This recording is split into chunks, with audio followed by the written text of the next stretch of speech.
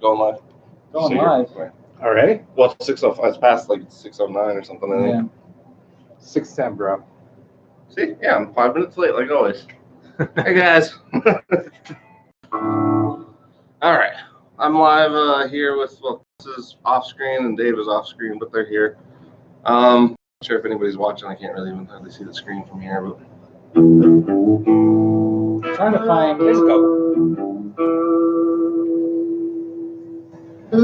I'm not really serving a purpose here. I'm probably just going to peace out. Woo! Chris, you're late. I know.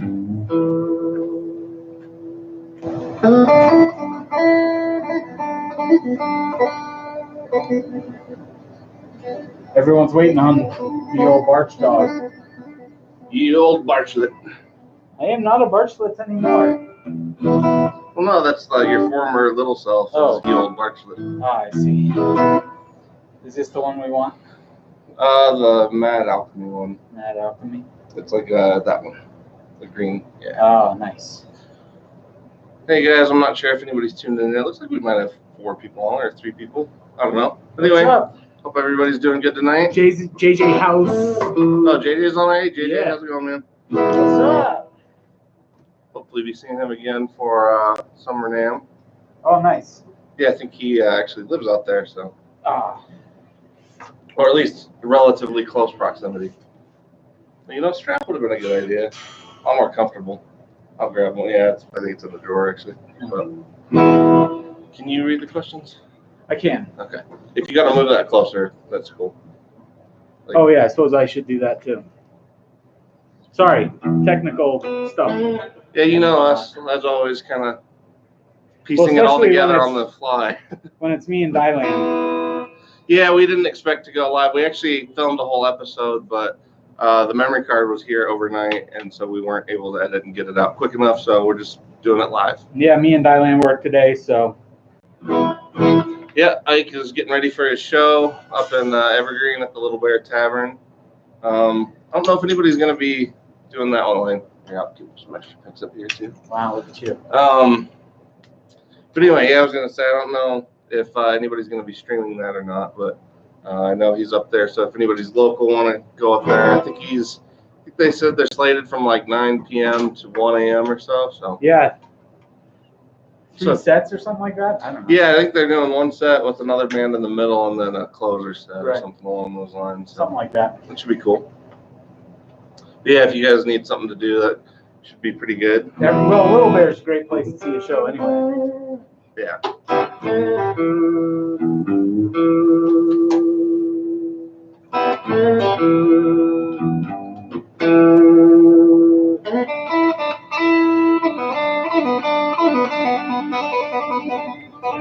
Sorry, just waiting for Chris to get set up. Sorry. I'm absolutely useless. Also marketing my energy drink. You got any questions yet? JJ says it's cool.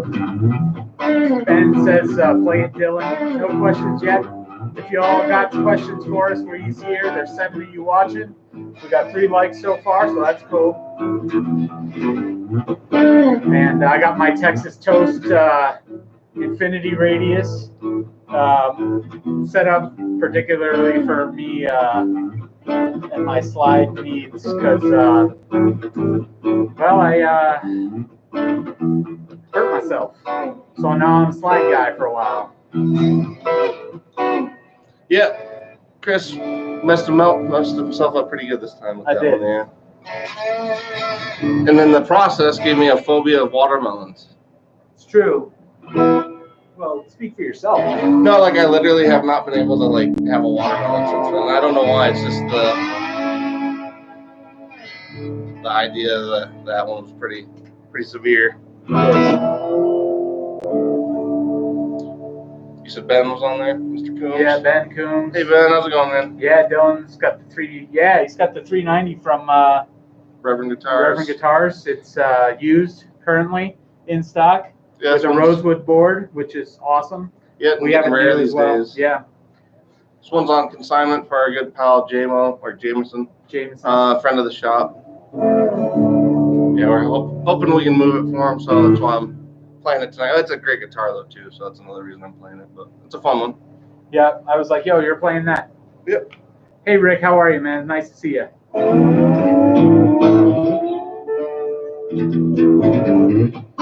So I picked this guitar up at Texas Toast Days most recently. They were very cool to me, and that made me happy.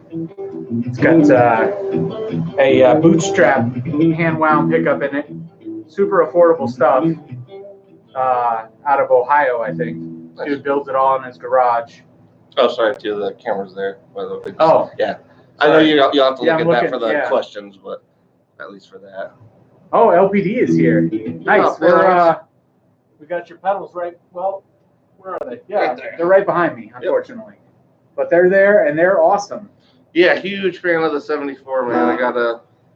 Oh yeah, that's something that I didn't factor for today. I'm on a weird pedal board rebuild, and so I'm trying to figure out if I have space for that one. But I think you do. I think you'll have to make space for it. Yeah. That one is honestly, even if I have to put it right up on the power supply, I'll get that one in there. Right, exactly. Yeah. Yeah, that 74, especially, I mean, it's one of the most convincing, if not the most convincing, Marshall style pedal I think I played, and I don't even know the last one that came quite that close. Well, it was interesting because we got the Mr. Black BB74 in a couple of days later, and it came in used, and I was like, oh, cool! I can't wait to AB him. Yeah, I mean, it's a great pedal. Don't get me wrong, Mr. Black is great. Yeah, but the 74, the 74 by LPD is just killer. Well, and his presence control on there is perfect because it's really more like you would expect it to be on an amp. You definitely get a lot more not the stuff beyond treble necessarily, but even your spot in the mix is kind of how I like to think of that one. Right. But yeah, no, it's a pretty great one for sure. Also like to point out that I'm playing Rocky Mountain Slide here. Got a whole line of their stuff on our website. If you like them, this one's turquoise, yeah, and it's actually made of stone. Yeah. Well, we don't have this one in stock anymore because I nabbed it. But we do have a couple of Jaspers, and a jade one in stock. So if you're into stone slides, ceramic slides, he also makes flint glass bottle slides, which are as close to core seed bottles as I've ever heard. So that's enough of a plug. Well, thanks for making great pedals there, LPD. We're big fans.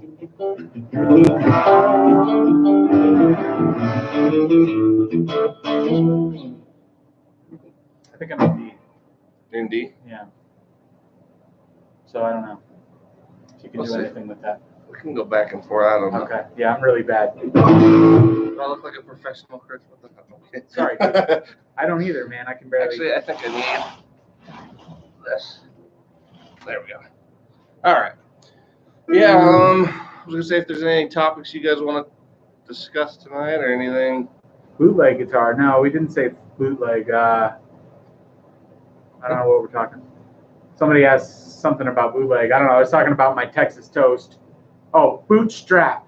Bootstrap pickups was the pickups. Okay. The pickup in here, and then it's wired up like Esquire. Yeah. For. Yeah, that's definitely an awesome one.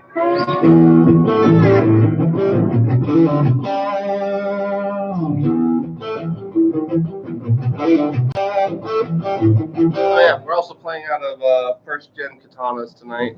Yep, waiting on they're the Mark still IIs. Cool, even though the Mark IIs are coming out. I don't know, man. I love my katana at home, so. Yeah, me too. Honestly, getting in there and I don't know if many of you guys have them, but you can get in there and you can actually change you can change parameters on the pedals that you can't even do on the physical ones. That's one thing I'm not sure too. You guys will let us know, if there's a mismatch between the guitars and the voice in terms of volume, so we're not yelling over each other. Yeah, we're trying to just kind of have something to hold in our hands and play around with a little bit. Yeah, since we didn't have a ton of topics tonight, so we're just kind of playing winging this. It. Yeah, exactly. Yeah. But yeah, first gen katanas. Ben says it sounds fine, so I guess we're good to go. Okay. Yeah, I just didn't want to be weird and feel like we're both trying to yell at each other. Have a good night, Lawrence. I'll see you next time, man. You have a good one. What are we getting interesting in the pedal department? Oh, this week? Yeah, we got a bunch of Mr. Black stuff, which is cool. But that, I mean, that's been here a minute, and a bunch of Love Pedal stuff that was last week. But oh, we got the hologram Infinite Jets envelope filter, and that thing. Yeah, honestly, you're gonna have to dive in with that one a little bit more, just so I know what's going on with that one. Well, yeah. And what was that? The Empress sound echo machine or whatever it is. Oh yeah, yep. That thing is sweet too. Yeah, we've actually this week's been a little lighter. I mean, we've had 25 to 30 or so pedals come in this week. Yeah. Which seems to be about average. We sometimes get a little bit more, but it seems like we're going through or dealing with about 100 or so a month at least. Yeah, it's been pretty crazy. Yeah. Luckily, we're moving the used ones quick enough to make space. Well, we didn't have room for all the used pedals on the wall this morning, and now we do. So that's a good thing that happened. Good problems. Good problems. Yeah, we sold. It was weird. It was like cheap compressor day today. Like we sold like 3 cheap compressors that have been on the wall for. Well, even that tube distortion, the Behringer tube distortion. Oh yeah, like it's weird. 2 of them showed up like last week, and all of a sudden, somebody rolled in today and was like, "Oh, you gotta have that one." So gotta have a vintage tube monster. You know, I need a pedal that's this big. Yeah. So. You know what's funny about that one too? Like I don't know too. I didn't realize this until more recent years, I guess. But BK Butler being out of Denver. Is like, so the actual tube drivers, if you're in the Denver area, are actually made here, which is I always thought was pretty cool once I found that out. But yeah, they're well, yeah. And I mean, we had a couple in use for a while, and they were super sweet. I mean, but not. You gotta have my flavor. Well, yeah, you gotta have a amp with an almost infinite headroom to really get good. Because I mean, those things like they saturate really well, but like if it's not loud enough, something about it tends to kind of, the low end can get a little bit hard to deal with. But a lot of low end.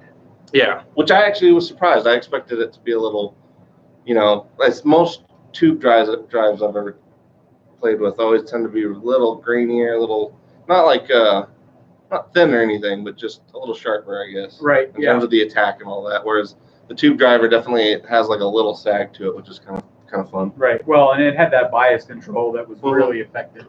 Yeah. So. Yeah, I think that was like the Eric Johnson version. Yeah. Oh, is that what it was? Yeah. D. Ben Coombs just messaged you a photo. I don't know. Oh, yeah. Let me pull that up. Yeah, pull it up. Oh, did we officially lock up? I don't think we did. We're killing it tonight. We are just 110%, just crushing it for all you people out there in YouTube land. We were so in a rush. Oh, very cool. I guess he got one of the Akai phase shifters. Oh, wow. Yeah, that's cool. I haven't tried that one. We've had the chorus through here a few times and a few of the other Akai pedals. Which one? Did I have the chorus? Yeah, I bought the chorus for a minute. Yeah, and I actually really liked. I'm not usually a chorus guy, but I really did like that one. And so, yeah, I haven't tried this one, Ben, but I imagine it's pretty solid. But yeah, if anybody didn't hear, it was the Akai phase shifter. Metalhead Hippie wants us to do a live demo of the Demogorgon. Oh, okay. Yeah, I could probably arrange that. Yeah. Yeah. All right. Yeah, if you want to chat for a minute, I'll go. Yeah, I'll chat. I'll figure out something. Yeah, we'll get it set up because the Demogorgon is amazing. We both have it. I mean, it's the shop exclusive fuzz that you'd expect. Oh, we have the baritone. Oh, the baritone. There we go. Yeah. Do it. Yeah. We've got a really sweet Reverend. We'll piss off the studio for a few minutes. Baritone in stock, which is great. And Reverend, I forget which one it is, Jetstream shape, but it's got a different name. Let's see. Okay, yeah, so we've made Metalhead Hippie happy. Anyone got any questions? We've got Earthless on the TV there, which looks very cool. The great band, if you guys haven't heard of them, we're big fans around here. We listen to them pretty regularly in the shop. So I did so I have the Demogorgon on my board, which Dylan's going to go set up. And I was looking for a new flavor of fuzz too. And so I did a big shootout last night, and I ended up on the new fuzz bender from Keeley. So they're going side by side on my board, and I'm very happy about that. I decided I needed more fuzz in my life on the slide, you know, because slidey fuzz is the best kind of fuzz in my opinion. Or, well, no, fuzz is the best kind of slide. Yes. So now I have 2 flavors, and I couldn't be happier with this one, although I bought the last one, so that's kind of pointless for me to be talking about it. Although we probably will get more in. Yeah. Well, bonus points, it was stock that we didn't know we had that we found. Metalhead Hippie just got the Nano in the mail today. The Nano, did we send a Nano? What's a Nano? I don't know. Well, sure. Yeah, well, Metalhead Hippie says he was on the site hemming and hawing. Well, I think hopefully when you hear it, hopefully the speaker will be able to, or the microphone will be able to capture it in a decent way that you can hear just how brutally smooth it is. Tons of low end, and it's warm like a well-loved wool sweater that your satanic grandmother knit for you, if such a thing exists. That sounds right. Yeah, that sounds about. That's exactly it. I don't know. I'm just yeah. Oh, the Nano Big Mug. Oh, cool. Oh, yeah. Okay. I'm a fan. You know, Nano's good. We got the we've had that used. We have the right now we have the op amp in that Nano size, the reissue, which I had for a little while before I worked here. And then I had to step up my game to the Demogorgon, you know, which was pretty cool. So Dylan's almost there. He's getting close. It's tough figuring out accommodating this guy. I don't have a ton of reps doing the live video, so you guys will have to bear with me just a hair. Although we haven't lost any viewers, so that's a good thing. Yeah. What else you got there? Let's see. Wilmar Niall Bond, what's up, man? How you doing? Terry GGG is here. Oh, hey, Terry. Hey, man, it's good to see you. Hello, all. Caught a bit of their stream the other night with yeah? Baker and Baker, nice. Terry, Ben, and I forgot who the other guy was. Let's see. You need a guitar. Yep. And you need to tune the guitar because it probably is out of tune with all the giant drop in what did you say? barometric pressure. What was the thing this morning? 83 to 18 to 19 in the space of 18 hours. So yeah, we went from 83 degrees. Yeah, we essentially experienced all 4 seasons in one day. Yeah. It's kind of crazy. So, but now we've warmed back up in classic Colorado style, and it's fall again. Hopefully we'll get a little bit of color. The leaves didn't kill it all. Yeah. Yeah, the dry air, man, it doesn't hold anything at all. We got like 1.5 inches of snow, but it amounted to very little moisture because it's so fluffy. Not to do a weather report, but it is kind of crazy. Little bits of snow. And hey, Driddle, nice to see you. I'm glad you were drinking beers. The Demogorgon is it's a muff style fuzz pedal, and it's based on the Tri-Muff. Yeah, he kind of bonded the Tri-Muff with the Green Russian. There you go, the Tri-Muff with the Green Russian. So you get a little bit of that 90s flavor with a little bit of that like 69 flavor. And, yeah, so lots of mids and lots of low and like heavy low end. Heavy low end. It's true to its name. It's no slouch. And of course, Dylan's got the baritone Reverend, which is hard to beat in the baritone department. We're big fans of Reverends. You guys should be big fans too. Let's see. Yeah, I agree that the Demogorgon is the tits, Driddle. Warming up the Blues Deluxe. And oh, we're up to 16. Nice. Oh, hey, Ike just said, "Nice job, guys." Sure. He's off to his gig, and good luck, Ike. If for all of you who missed it, Ike is playing at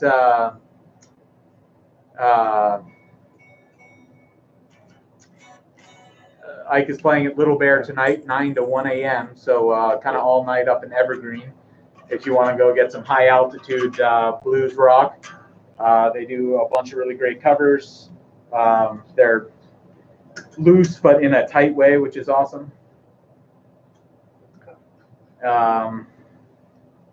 So yeah, have fun, Ike. And let's see. Close to ready. Dylan's almost ready. And then let's see, keeping an eye on them. Hook side, yeah. Yeah, thanks, Ben, for keeping an eye on us, man. We need all the help we can get. And then, well, we did. Yeah.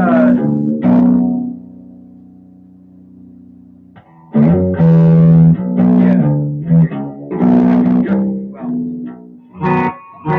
All right, so we're gonna demo the demo Gorgon.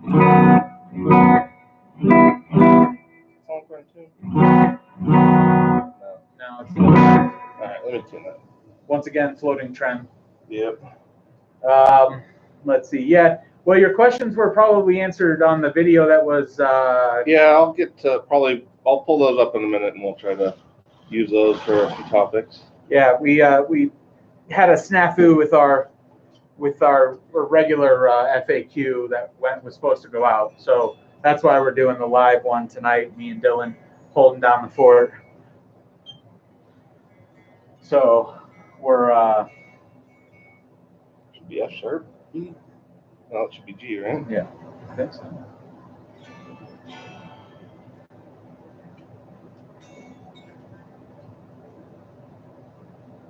Yeah, because it's Right. B to B. E to B. So I don't play baritones that often. I just tune low. Yeah. B standard tuning. I'm pretty sure it's.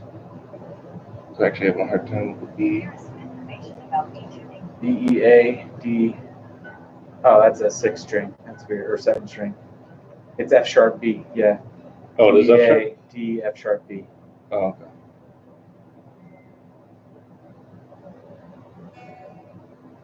This tuning is popular among several different types of metal bands. Thank you, Wikipedia, for that. Yeah, no kidding. No kidding. We're happy you're here, Wikipedia.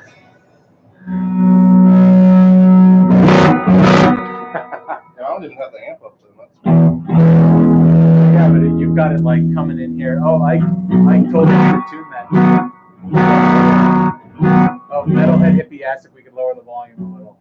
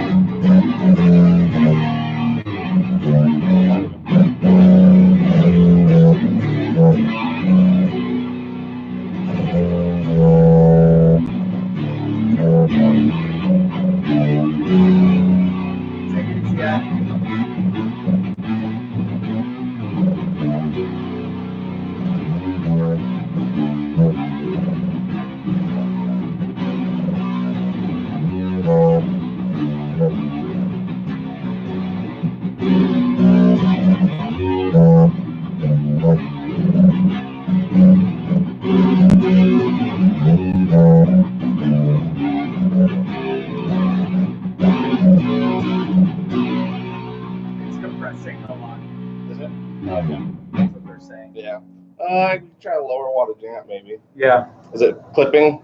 Probably clipping. Yeah.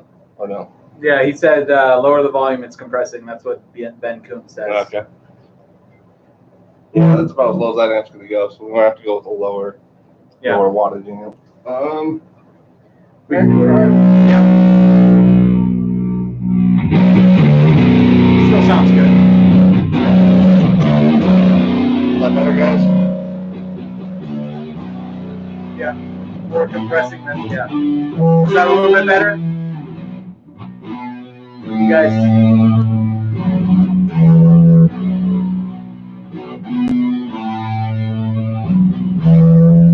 It must be your speaker. Shouldn't be any modulation.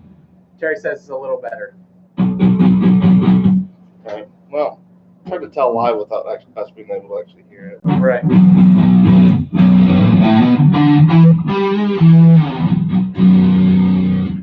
Still? Yeah. Yeah, maybe turn the speaker away a little bit. Maybe.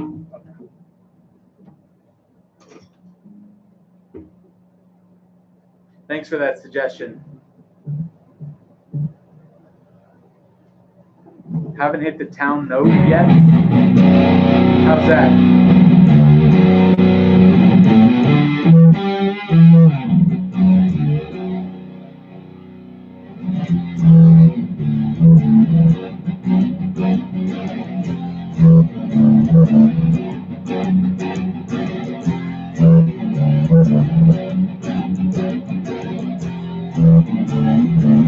Come this way a little bit. Sorry, what? Oh. You were just off screen. Oh, sure. Is that better? Yep. Okay. I mean, sonically? Yes. Okay. Whatever you want to say.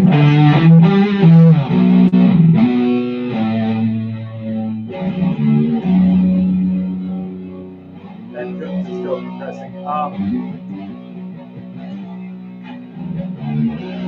Do we have shipping rates to Alaska? Oh, not off the top of my head. Honestly, Ike does more of the shipping, so he might have an idea. But even then, Alaska is a little bit further than normal. So. But yes, we can ship to Alaska. All right, they're saying it sounds good, and then it just goes right into clip mode. I wonder if there's like a weird gate on the webcam. Yeah, since we're not like actually mic'd up in any way. Right. So Yeah. there's nothing to really interface this correctly. Professor Chaos, that's Earthless live. Yep, live with Matt Alchemy, which is for some reason it's really pixelating a little bit, but it's kind of a cool. They basically this whenever Earthless plays live, this group of guys ends up putting on like this liquid light show while Earthless is playing. So they're actually like dropping the liquid on the projector and doing the whole kaleidoscope thing while the band's playing, which is pretty cool. It's cool. It makes for a great visual. Yeah, it's kind of a cool thing to just throw on and have going on in the background.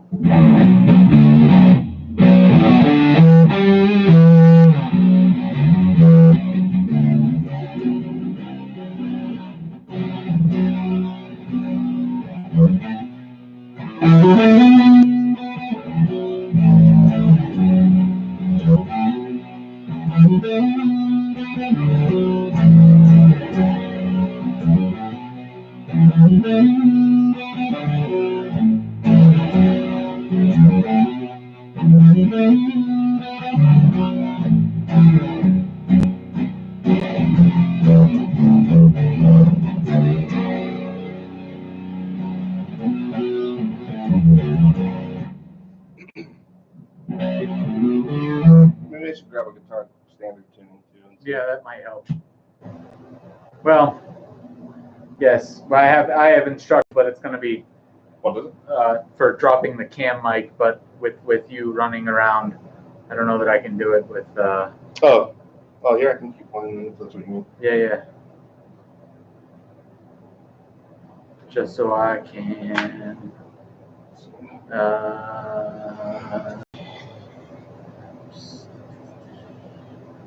I never really played. It's interesting.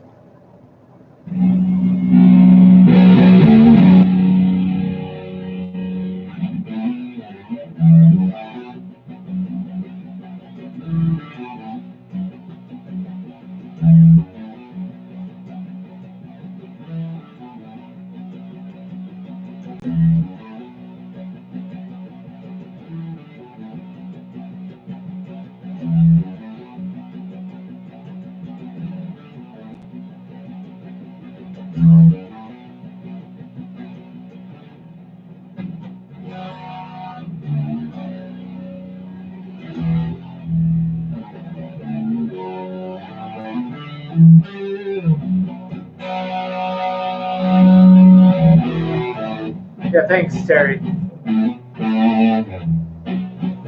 We're working on it here.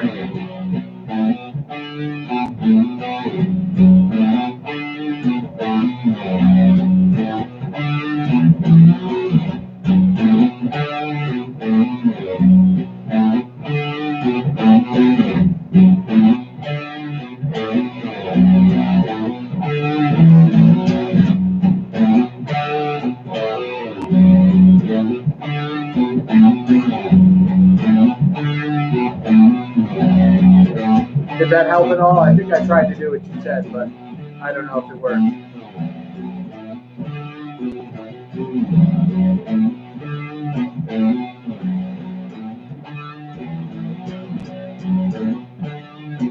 Sorry, my breath is bad.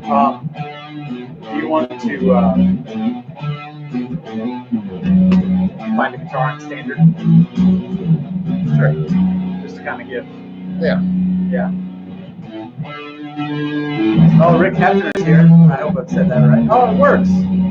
Okay. So they're saying it is sounding better? Yeah. Well, Terry TTG says good, and then Metalhead Hippie says not much you can do, and yeah, that's true. But you know, we're aiming to please here. You know, we're having fun. We're learning as we're going, which is always a good thing. You know.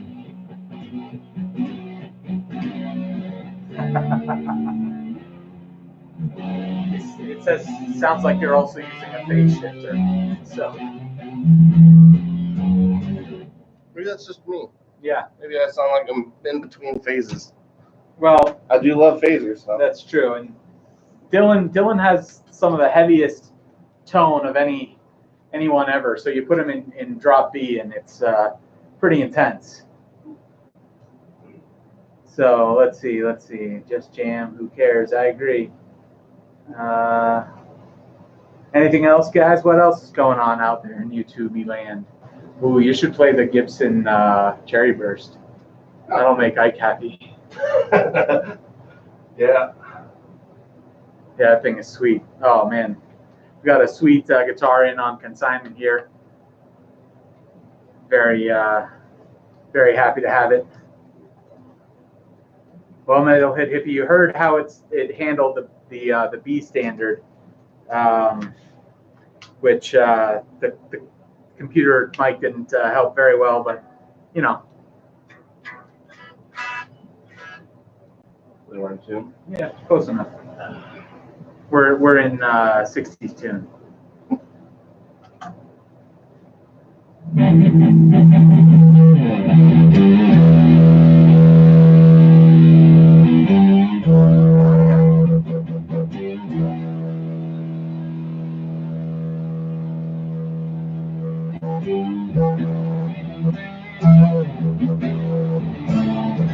Nope, we are not in tune. We are not now. Not at all. Definitely out of tune. Definitely out of tune. Oh, I probably left it on the other. Oh yeah. Although I don't know where it went, but there you go. We've got tuners galore here because we are a guitar store. And any questions out there, you guys? Anyone dreaming of things to ask? Guitar store people, Minister of Tone Dylan, acoustic specialist Chris. Anything out there while we tune? Musical topics of the week. Musical topics of the week. Mark Agnesi saying that he's got a bunch of cool plans for F.A.Q coming to Winter NAMM, which I think would be pretty cool. I feel like Gibson has let F.A.Q sort of slide away. It'd be nice to see them kind of get some love.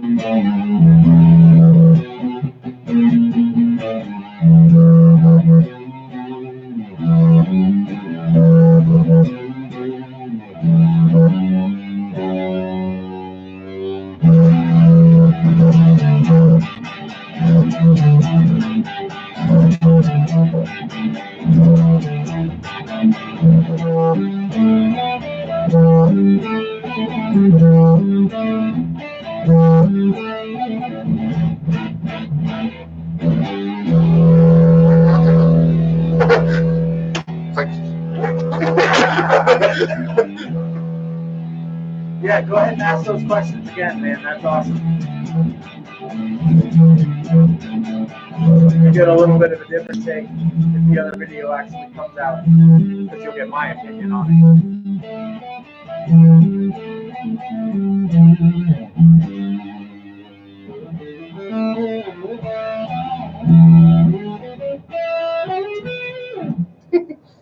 Hell yeah, man.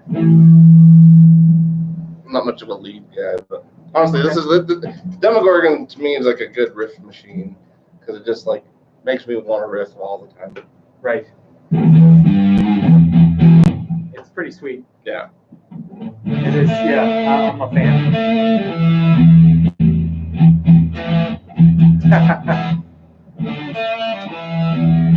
Oh, Driddle wants to know what the best pedal for Dimebag tone is. Oh yes. Honestly, like if I'm super honest, I think I even said this in the first take, but I don't like Dimebag's tone. I just like that's my one thing. I love Dimebag as a player, but I don't like his tone. It's just the solid state amps that he was using back then. I feel like things have come a long way. But if you still want like that tight kind of modern, because I feel like he's kind of the one that established modern guitar, like modern metal guitar tone to a point. Right. Anyway, but I feel like the Rev G4 or even the G3 could probably get into there too, but the G4 has more of a modern vibe to it. So I would say the G4, or sorry, the G3 would be the purple guy. Purple guy. That would be the one that would be definitely a solid pick, and it's one of the ones that, in terms of distortion pedals, that really feels like an amp to me. But it definitely has more of that modern feel to it. Another solid one. Trying to think of another good one that I would go for in terms of really tight distortions. Honestly, even some of the Friedman stuff in terms of their overdrives and like especially the like the BOD Deluxe that has the full EQ on it. That one you can dial into quite a bit more. I felt like with the presence control and the mids control, you could dial it into a lot more than just the Marshall thing. And that was another one that was extraordinarily tight response. So those would probably be my two picks, at least that come to mind. I mean, there's definitely several others out there, but in terms of really tight distortions, those would be a few of my picks anyway.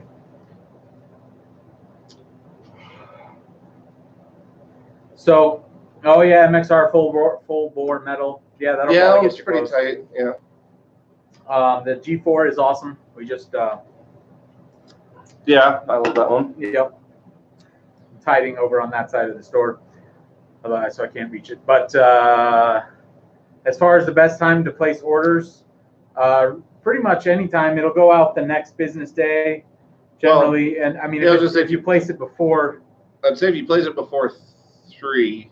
Yeah. Well, actually, no. If you place it before 2 o'clock our time, we'll generally get it out that same day. Yeah. If you place it after 3, kind of depends. Our UPS guy usually shows up about 3, so It's true.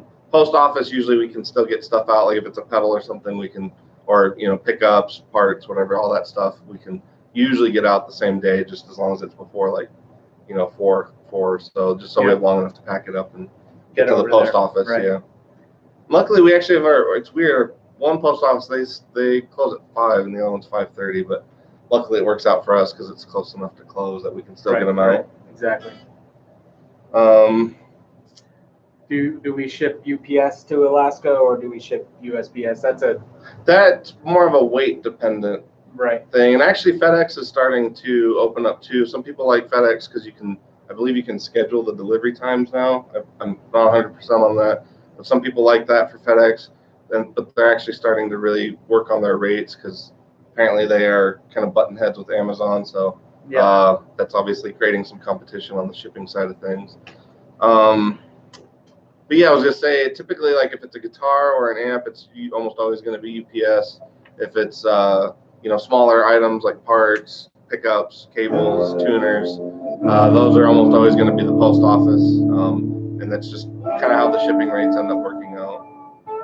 We can always use your preferred shipping though. Like if you hate your post office and you want us to use UPS or vice versa, if you hate your local Brown and you want us to use the post, then just let us know and we can always use your preferred one. I think one of the topics, if I remember right, somebody didn't post it in the right spot, but somebody was asking favorite musicals as a kid. And I'm not usually a musical person or like musical genre person. What was your favorite? Like the one you wore the crap out of? Musical, if Willy Wonka and the Chocolate Factory counts as a musical, and I'm going to say that it does. Yeah, counts in my book. Then that is 100%. Mine's equally as strange. That's still one of my favorites. I love that one. We had. I grew up in a religious household, and we had 2 secular movies on VHS when I was a kid. One of which was Willy Wonka, and which is a strange one to have, but there you go. And we watched that until the tape broke. Wow. Yeah, it was crazy. Yeah. Well, it was either that or watch Book of Mormon videos. Shit, yeah. Nope. Not even as good as Bible videos, Yeah. Like Bible Light. No, I don't know. I don't know. Yeah. That'd be tough. That'd be a tough one. Me, it was definitely Nightmare Before Christmas. Oh yeah. Love that movie. I literally. Well, I still have the tape, like my first tape. My grandma, because it had Christmas in it, she was like, okay, whatever. She didn't really know. And it's funny because everybody was concerned, but I loved that movie as a kid. It's probably one of the more metal, even though it's not metal. It's one of the more metal kid movies. No, 100%. I love that movie though. Especially it's that season. It's time to get that one out. Actually. It is. There's no reason I actually got to see it in theaters, which is pretty cool. I think. Well, no, I would have been. Little. Yeah, I don't think I did. And my folks shouldn't have let me go, but once again, I just said, "Oh, it's a Christmas movie." Right. And they're like, "Okay, cool, and you can go see that, sure." Yeah. And love that one. Yeah. So I got away with that one, which was pretty cool. Yeah. Danny Elfman, and I forgot who else did some of the vocals, but he did a good share of the vocals in terms of the singing on that too. So it's nice. I love that. Even the soundtrack's just worth having on sometimes. No, it's a great soundtrack. Yeah. You got any other questions? What else? G4, full bore. Yeah. So yeah, I guess it would probably go out USPS. I really can't say right now because the sort of shipping expert is not here to answer that question. Yeah, Ike generally does a lot of the shipping, so he kind of has some of the rates a little more dialed in. But like I said, we can always even try to do some quotes over the phone with you if you need us to see which one would be the best one. And kind of depends on what it is too. I mean, we honestly, if it's something new, we generally always cover the shipping on that. So if that's if that is a concern. Yeah. What pedal has the most dials? Well, I mean, it depends on what you. I'd say per capita, Chase Bliss has the most stuff packed in the one. Yeah.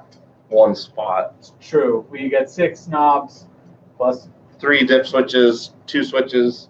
Actually, no, 4 dip switches. Yeah. Because of the preset, yeah. And then you also get all the dip switches up top, all the bays. So, I mean, that one for real estate, that one's got to have probably, or their company as a whole probably has the most going on in the small packages. Right. WMD has a lot of knobs. Yeah. Local Denver favorites. Yep. Disaster Transport has a lot of knobs on the front. But yeah, I mean, that one's still fair. Like once you get into that one, it's still pretty basic. Yeah. It's because it's 2 delays and a reverb that it ends up having more. But that makes sense. But yeah, I mean. Yeah, Chase Bliss. Yeah, as far as the company goes. Well, I feel like they intimidate people the most in terms of just visual. They also intrigue people probably the most. But they are the pedal like the people just walk in without and buy it without playing it. Like they've made up their mind generally before they've walked in the door, which those not necessarily are my favorite things, but it's always nice to just get a sale with not having to do any legwork. Not that we mind. I mean, we had how many people playing? Once 5 different people playing at once today in here. Right. What pedal company has the least knobs? MXR maybe? I don't know. In terms of like the most one knob pedals. Yeah. Yeah, they're up there. I mean, I feel like J Rocket keeps it pretty light. They're 3 or 4 tops usually. Right. Some of their big tour series ones or something. Those tend to maybe have 5, but J Rocket keeps it pretty relaxed for the most part in terms of controls. Honestly, even Walrus for anything that's not recent, I would say like none of the reverbs or the recent delays have been super simple, but for the most part, they keep their stuff to like 3 or 4 knobs. That's true. Yeah, they have some of their stuff the last couple of years is 5 and 6 knobs a piece, but anything older than that is kind of depends on what the company specializes in too. Because I was gonna say like we get guys like Mason from Greenchild or all the Ryra stuff, all that stuff since it tends to be drives and fuzzes, almost always has 2 to 3 knobs at most. All right, let's see. Matt stuff from Stomp Underfoot, he's the same way. Since a lot of them are big muffs. Yeah, give us a call and we'll get it out to you on Monday if you want. We'll get it all figured out then. Okay. Thanks a lot, Metalhead. Let's see. So Driddle is redoing his Dime 333. It came with 250K mini pots. When I first did it, I installed the Dime signature pickup set without changing the pots, which have since found out to be 25K. With new DiMarzio 500K, the guitar is very trebly and a lot of noise. That's not good. Yeah. So should he switch to a 250K tone pot? Give it a shot and see if it cuts off a little bit of that excess high end. Could even try probably a different cap on there. Yeah. See if there's a cap that would limit your high end just a little bit. Yeah, there's a lot of I mean, caps are there's a couple ways to approach an incredible way to sort of change. Well, I think caps are probably one of the easier ways to fine tune the sound of the guitar, whereas the pots are generally going to come in pretty fixed positions and fixed amounts or values.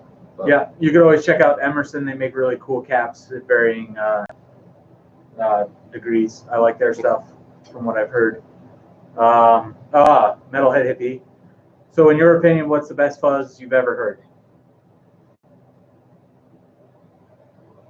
Best fuzz I've ever heard. Well, that's tough. I did once very briefly here, like an original, 72 Big Muff. Oh, wow. That has to be up there. But at the same time, that was all I was hearing. I wasn't really hearing it next to anything. Right. I was gonna say on a daily basis. I mean, honestly, the Demogorgon does kind of reign supreme for me right now. It's definitely one of my favorites. So we're not always harping on that one, even though we love it. It's true. Honestly, the LSTR, that's another one that I love. Like from Black Arts Toneworks, the LSTR is one of my favorites. But best fuzz I've ever heard, probably. I'm definitely a Big Muff fan. Oh, Tone Benders, actually, I've heard a Tone Bender Mark II in person. Oh, before. Yeah, that's pretty. Yeah, and that was pretty definitely up there.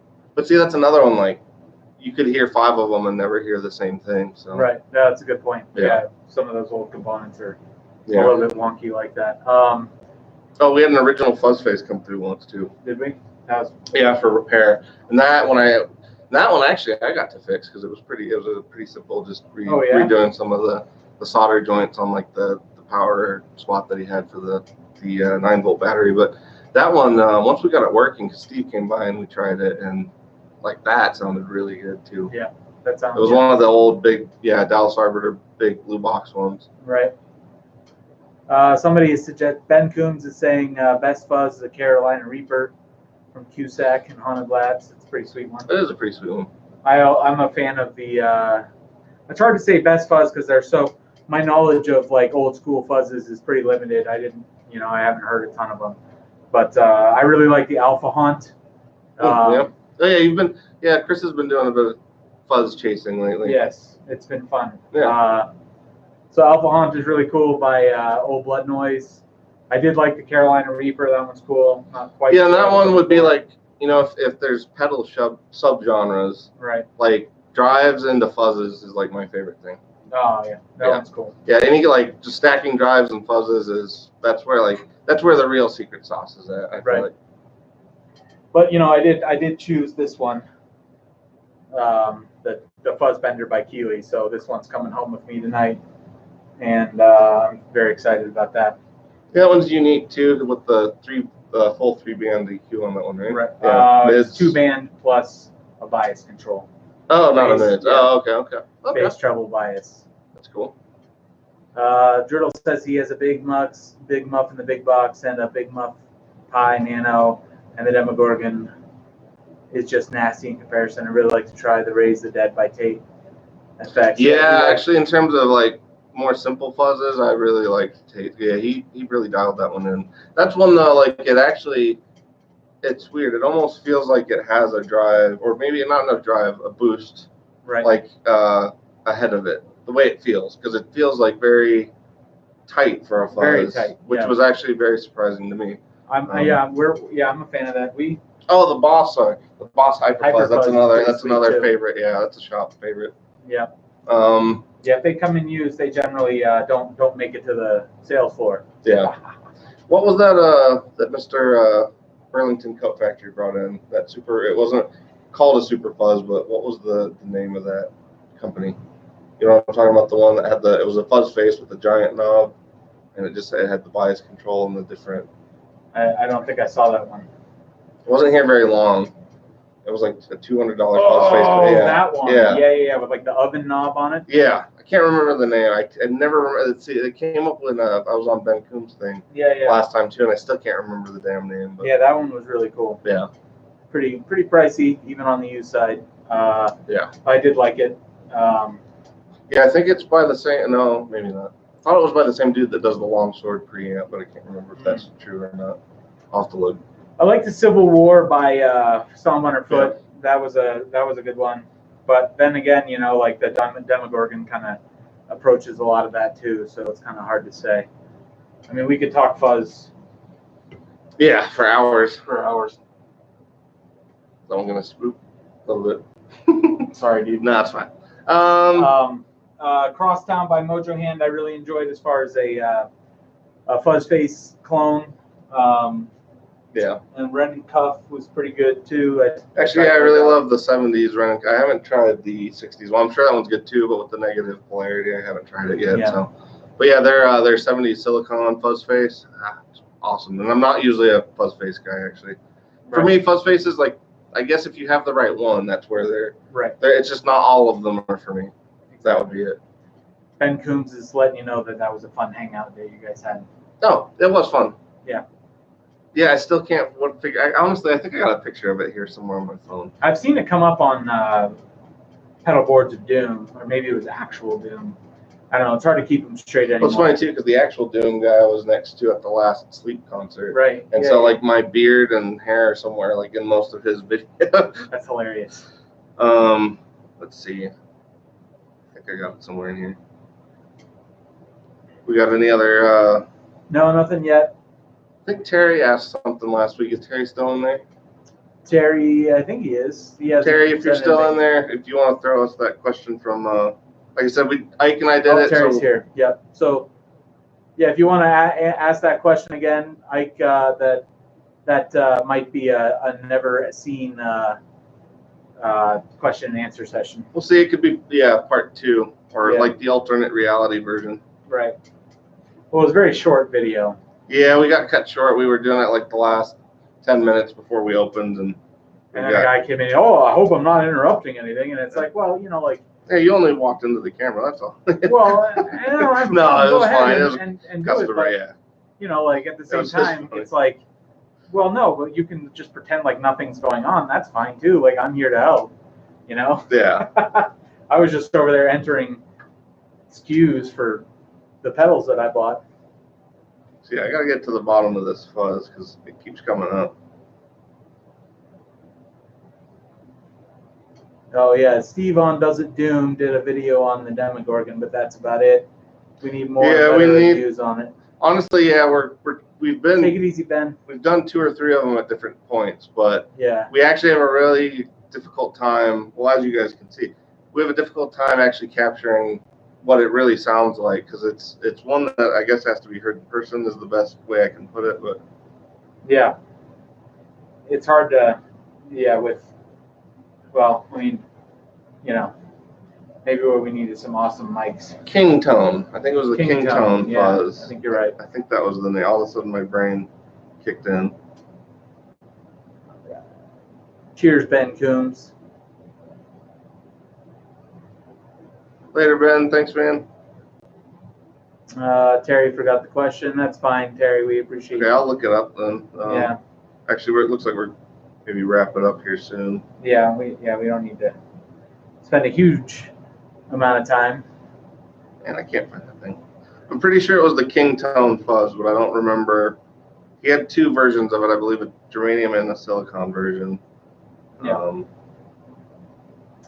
I actually I played the Abominable Effects Demon Lung fuzz, and I enjoyed that a lot as well. That one came in used the other day.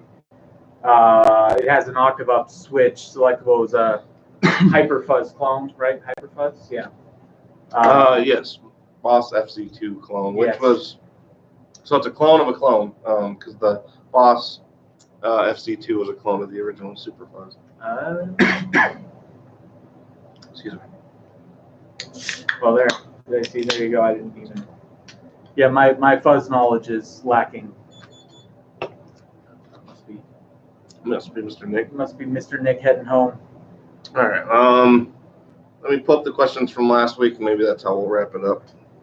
So as far as the effects that's best to run with the Demogorgon, I have it running generally with my Grand Orbiter. It does really well with a treble booster. I really love the way it sounds with the treble booster. Yeah, that's like my the Naga Viper. Yeah, that's my favorite combo is the Naga into the Demogorgon. And then my favorite, I use it almost exclusively with the Mr. Echo by Civ, which I love as well. And all right. Yeah, that does really. They feed into each other pretty well. Quentin James. Last week he asked, what would you use to clean a maple fretboard? And there's kind of 2 answers for that one. If it's finished, you can just use damp paper towels, and I think you mentioned that. That's usually kind of the way. You don't even, I suppose that, as long as there was nothing harmful in the soap, if you ended up using soap, it probably wouldn't be the end of the world. But yeah, if it's an unfinished maple neck or unfinished maple board, then any of like the more approved, like anything that you would use on like rosewood or ebony in terms of cleaning, because you just wouldn't want it to absorb anything too harmful or anything that would get absorbed too quickly. So like I said, finished board, usually you can just wipe them clean as long as it's not too disgusting. Shave a little off the top of it. Yeah. A little of that DNA off of there. Let's see. So I'm going to answer this here. So I guess he's asking about the flanger with it. And I don't have a. I actually love. Yeah, I was going to say I love putting the Demogorgon before the Grand Orbiter too. Oh yeah. Yeah. So fuzz in the phaser is one of my favorites too. Yeah. Just because it gives it like all that harmonic content to kind of work with. And I have the Procession by Old Blood Noise as well, and that has a flange setting on it, and it sounds pretty damn good with the Demogorgon as well. Oh, and Driddle, if you're still on, it looks like I see your question that you ended up posting, looks like a few hours ago. If you're still on, feel free to call like Monday through Friday when we're open, and I'll let you talk to Nick. He could probably tell you a little more specifically about what might be going on with that, because he's the one that does a little more of that work, so he'd probably be able to get you squared away a little better, at least in terms of information. Yeah, Nick's awesome.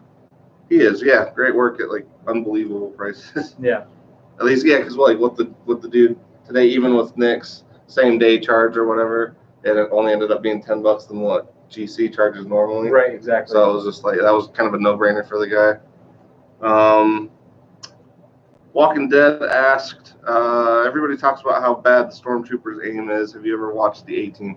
Because Ike and I were talking about like all the B-tier movies and stuff. Oh yeah. But yeah, in terms of nobody aim, can aim. yeah, no, A-Team, yeah, like because I think it says 40,000 rounds fired and nobody even gets grazed. That's I think that was like, wasn't that a thing? I wasn't really around for that, but obviously, but I think that was a thing in terms of the A-Team was like made fun of because of the spectacularly bad aim that everybody had. Well, yeah. But I mean, it was one of those shows like they're trying to be violent, but they can't be violent. Right, it's TV. Because of so it's watered down and because I think that led into like for the first take I ended up talking about Wolverine. And like Wolverine, like he's a character with metal claws, and all they ever let him do is like stab robots and stuff up until like more recent times. Self-described Black Dingus is here. Hi, Darrell. How are you? Hey, nice Darrell. to see you. Definitely not the name that we gave him. No, he Self-applied. Yeah, self-monikered. Right. But we're fans. Yep. Let's see.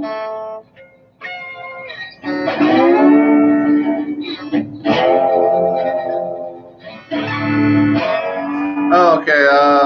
Mike Brody ended up asking. I think Ike actually knew specifically this. I don't know if you will or not because I don't remember exactly what he said.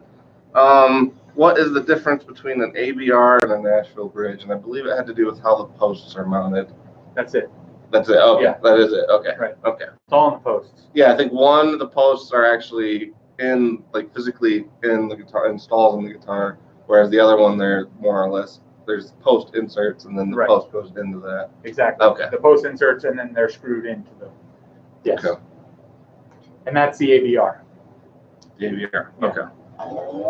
So do you know what instigated the switch, or is it still something that's I think they're more flexible, like they're easier to deal with.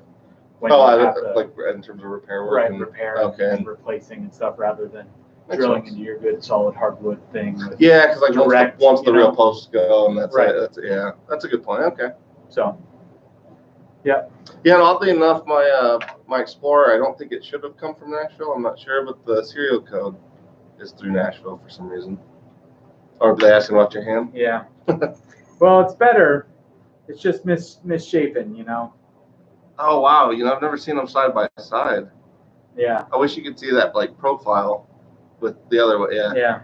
There you go. I don't know if you guys can really see that, but yeah, it's gnarly, man. That's why I'm pretty much slide all the time.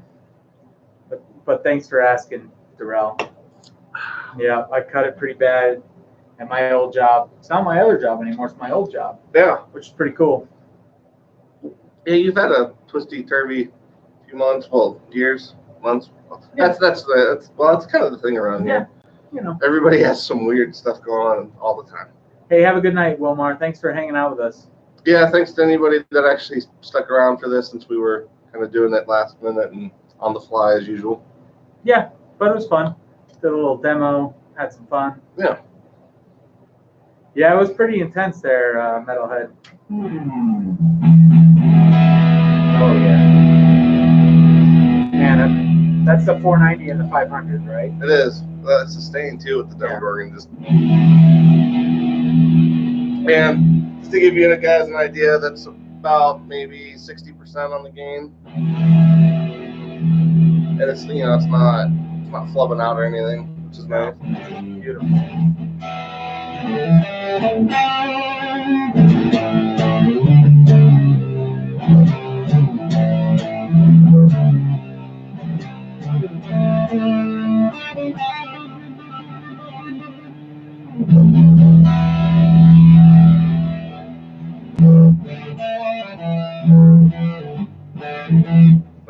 Shit, I can't play today.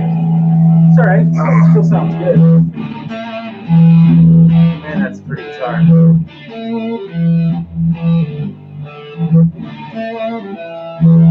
And it sounds good too.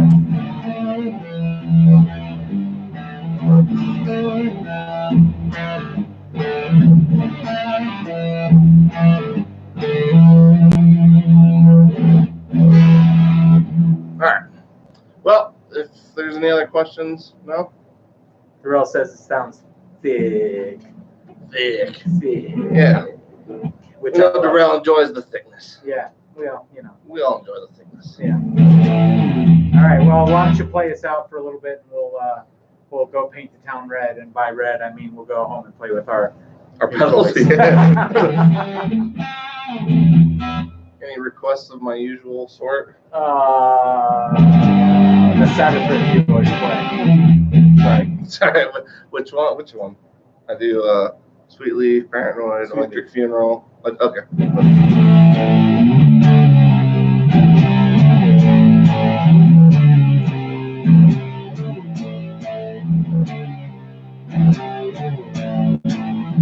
All right, guys. Thank you. Bye. Bye, guys.